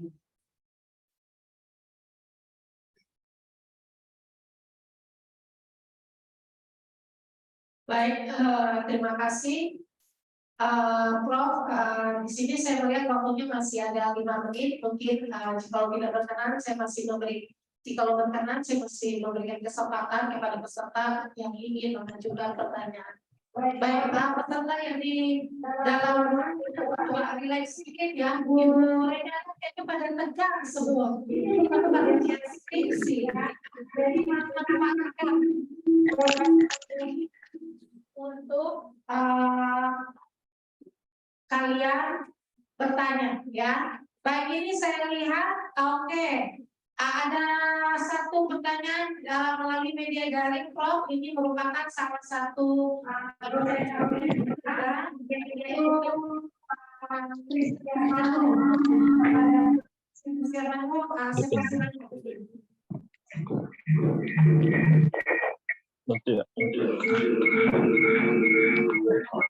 Tunggu masih storing. Assalamualaikum Prof. Waalaikumsalam. Ya, sehat selalu ya Prof. Siap, Pak Ya. Kristan. Saya di Undip jadi sering ketemu Prof kalau nguji eksternal di PDE Undip. Ya. Ya. Pak Suarnomo dengan Pak Anies ya. Iya betul Prof. Ya baik Prof, ini topik yang menarik sebenarnya bagi mahasiswa kita khususnya di wilayah timur ya. Kalau dibandingkan judul skripsi teman-teman yang misalnya di Semarang atau di misalnya UNS dibandingkan dengan kita, mungkin levelnya jaraknya masih jauh karena keterbatasan pemahaman juga mahasiswa, kemudian mungkin pemahaman masing-masing dosen yang biasanya berbeda juga ya Prof. Jadi itu fenomena yang terjadi. Nah, judul skripsi sebagian besar mahasiswa kita itu secara umum kalau dibandingkan, kalau misalnya di UNS itu mungkin sudah terbiasa dengan misalnya mengakses data-data keuangan misalnya di Bursa Efek. Kemudian berkembang sekarang isu-isu mengenai sustainability reporting atau isu-isu CSR seperti itu, corporate governance. Tapi di kita itu sangat jarang, bahkan mungkin tidak ada, Prof. Oh, gitu nah, padahal itu kan udah jalan jauh nih sekarang, itu udah jalan jauh. Malahan kadang-kadang wah ini CG udah mulai tidak terlalu ini, orang mulai beralih ke sustainability reporting misalnya seperti itu. Nah itu kan itu apalagi tadi awal-awal kan Prof bilang misalnya ujinya misalnya sustainability reporting atau pengungkapan disclosure itu. Nah itu kan cara untuk misalnya mereka peroleh data itu kan harus mereka kerja keras, detail, membaca annual report atau membaca sustainability reporting, lalu ada langkah-langkah untuk memberikan poin atau indeks terhadap variabel itu. Nah itu mahasiswa kita belum sampai ke situ, dosen juga masih terbatas untuk sampai ke situ gitu. Nah, tadi di awal Prof menyajikan misalnya penelitian kuantitatif bisa dilakukan di UMKM. Nah, kalau di level kita NTT, UMKM itu bisa mungkin mahasiswa banyak yang teliti ke UMKM, tapi mereka terbatas misalnya UMKM yang punya buat laporan keuangan. Jadi kalau UMKM-nya dia tidak ada laporan keuangan, akhirnya mereka misalnya sebatas pada menyebarkan kuesioner gitu. Nah, cuma kuesioner. Tapi kalau untuk datanya sumbernya dari sekunder laporan keuangan itu masih terbatas juga. Nah, mungkin Prof bisa memberikan pemahaman kira-kira problem apa yang selama ini ketika Prof membimbing skripsi itu mahasiswanya mereka bisa mengkaji problem yang ada di UMKM itu yang mungkin bisa dibawa ke kita di NTT, mungkin bisa dipakai gitu Prof. Kasih mungkin beberapa contoh supaya mahasiswa juga tahu, oh kalau saya jalur minat keuangan, saya bisa ambil kalau mau kuesioner ini gitu. Atau kalau keuangan, mungkin UMKM berapa, UMKM mungkin di atas 10 atau berapa, apakah itu bisa gitu. Untuk level S1 saja skripsi supaya mereka kan di level masih sederhana gitu ya Prof. Nah itu yang bisa diberikan kepada mahasiswa. Kemudian juga kalau memang seperti disclosure itu, kalau mahasiswa mau mencoba ya mengambil disclosure, lalu ada dosen yang misalnya mampu untuk membimbing itu, kira-kira Prof bisa memberikan gambaran untuk level skripsi itu kalau mereka mau teliti kira-kira berapa perusahaan itu yang istilahnya sampelnya bisa mewakili lah gitu, bisa diambil untuk mahasiswa level S1 untuk disclosure, misalnya di sektor perbankan, tapi perbankan yang misalnya size-nya besar atau masuk dalam perbankan misalnya kategori mungkin 10 besar atau apa seperti itu, apakah mereka bisa seperti itu? Atau di manufaktur tapi yang subsektor apa, apakah itu bisa juga seperti itu untuk level disclosure. Nah itu maksudnya untuk mahasiswa mencoba supaya masuk ke ranah itu mengikuti perkembangan yang sudah jalan jauh gitu di luar, di misalnya di Jawa atau di UNS. Saya tahu bahwa di UNS itu banyak dosen yang kayak sustainability reporting itu udah sangat maju, kayak Prof Joko, Prof Fauzi ya kalau nggak salah itu. Nah itu kayak seperti itu. Pengennya ada mahasiswa yang bisa ke situ. Kita dosen juga kepengen ke situ juga ke level itu. Itu ya Prof. Ya makasih Prof, itu aja ya.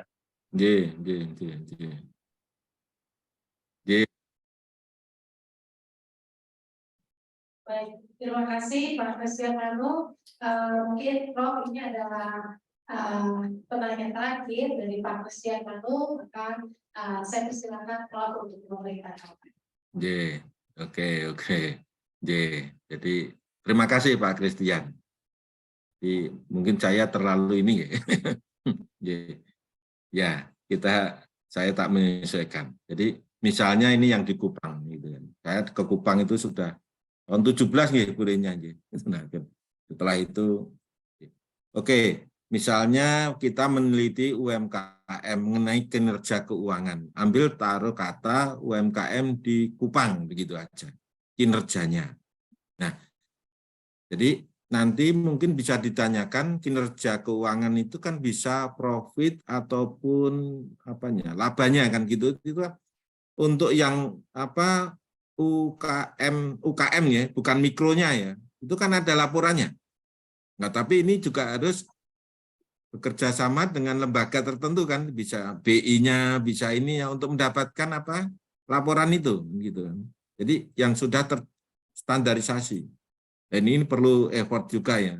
Saya rasa mahasiswa Arta Wacana ini mampu ini untuk bisa menembus mendapatkan data itulah. Kinerja keuangan itu nanti ambil taruh kata 75 atau 100 UMKM mengenai kinerja keuangannya. Lalu mungkin bisa disoroti dari teori inovasi. Misalnya, teori inovasi nanti akan menjelaskan bagaimana ini akan meningkatkan kinerja keuangan UMKM. Dari teori inovasi nanti akan dicari itu faktor apa yang kira-kira cocok di Kupang.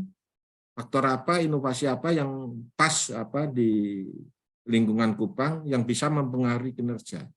Nah, dari situ saja mungkin bisa itu untuk skripsi. Jadi tidak hanya teori inovasi, mungkin ambil teori apa lagi, SDM, mungkin karena kinerja UMKM itu kan tergantung dari SDM-nya juga kan gitu kan.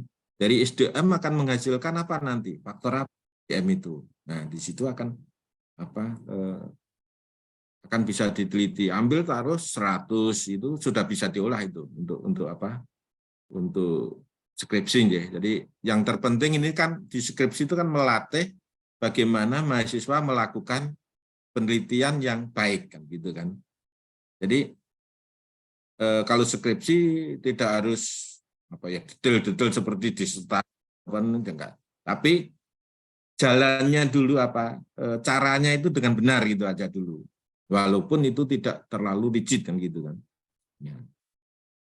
Lalu untuk yang tadi disclosure ini bisa juga karena itu secara online bisa di-download untuk laporan annual report.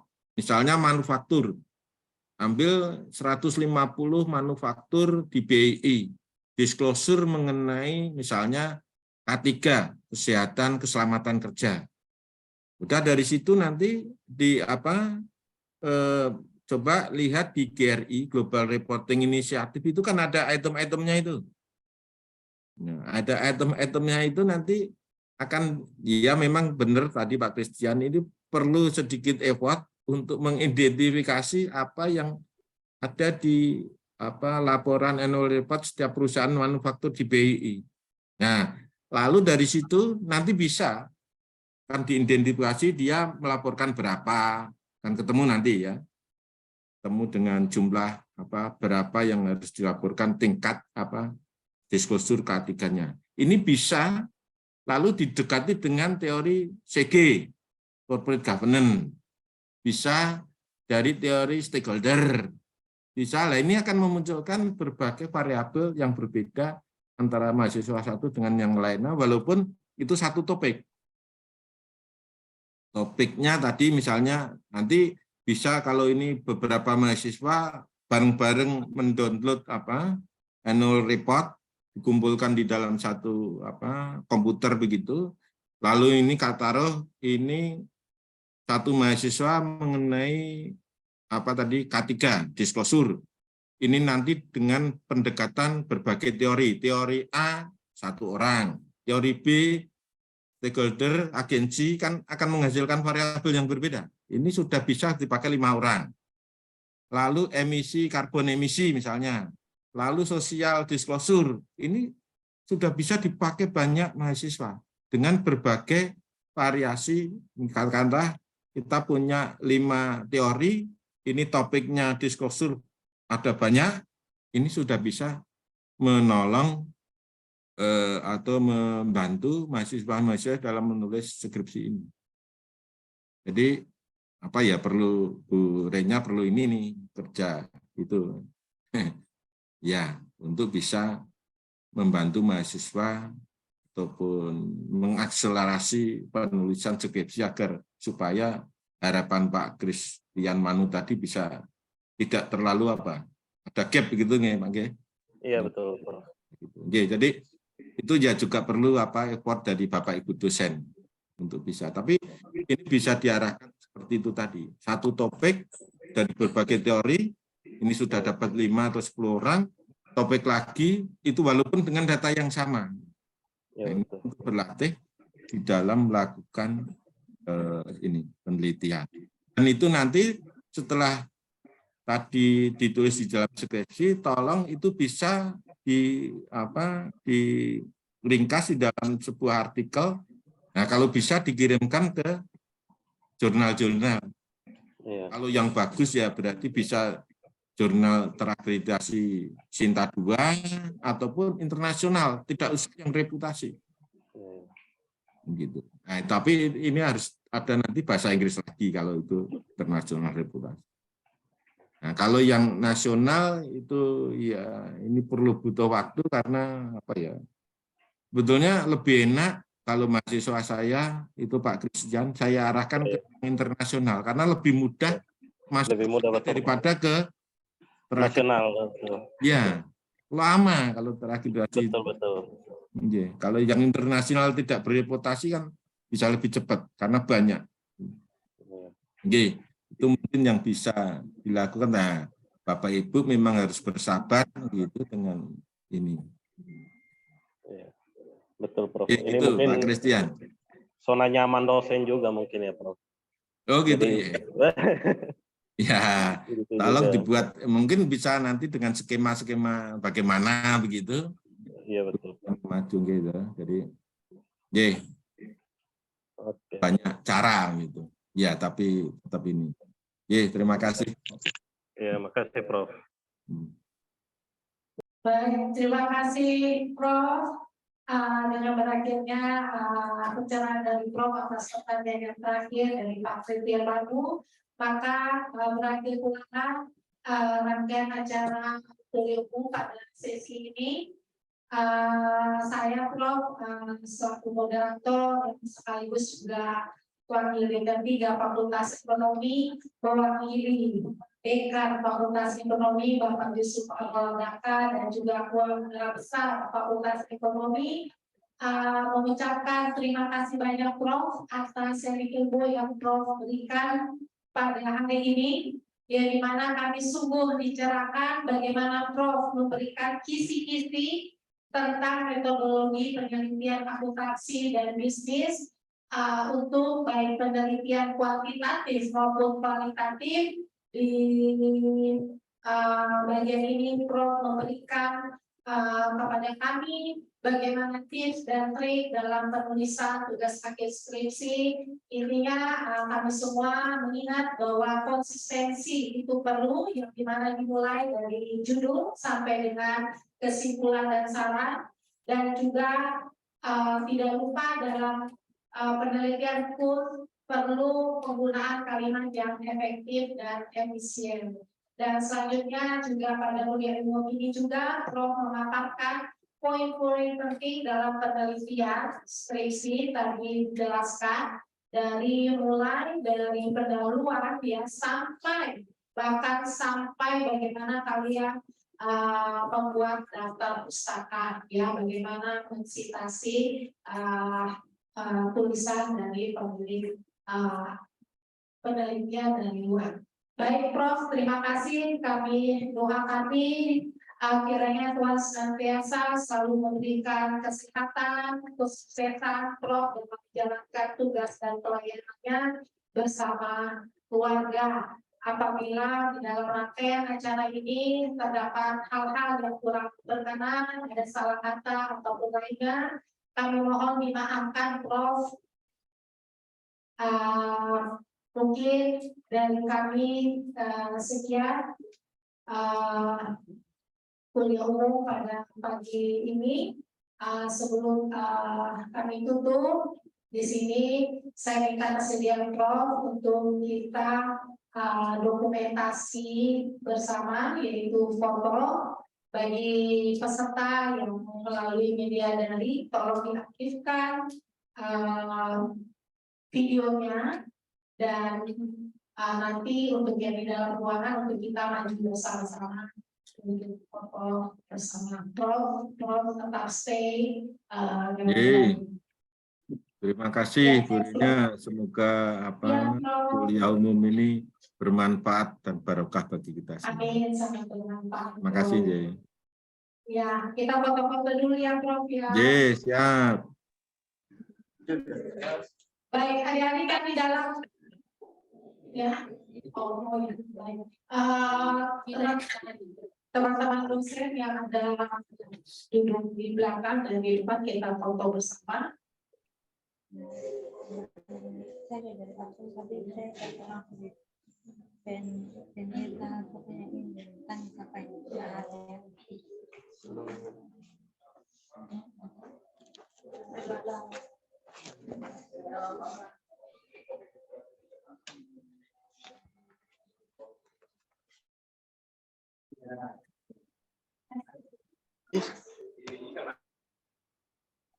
Ya. Itu foto bersama, sering. Yang depan untuk.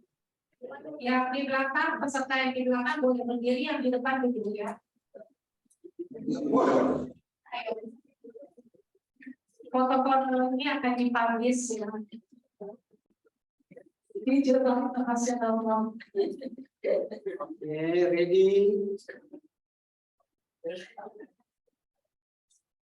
Ya. Oke, yang di dalam ini sudah. Baik, sekarang di dalam Zoom, tolong diaktifkan videonya, berikan senyuman termanis ya.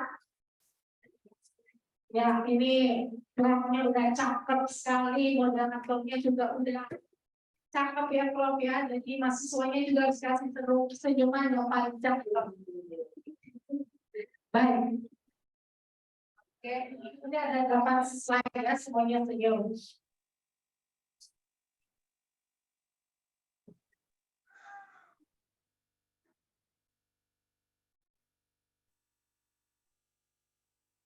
Yang lain berkembang Baik Prof, terima kasih sudah selesai. Terima kasih sekali lagi kami ucapkan kepada Prof dan seluruh peserta. untuk menutup rangkaian kegiatan hari ini, Prof. Maka saya minta kesediaan salah satu peserta untuk memimpin kita di dalam doa penutup. Silakan.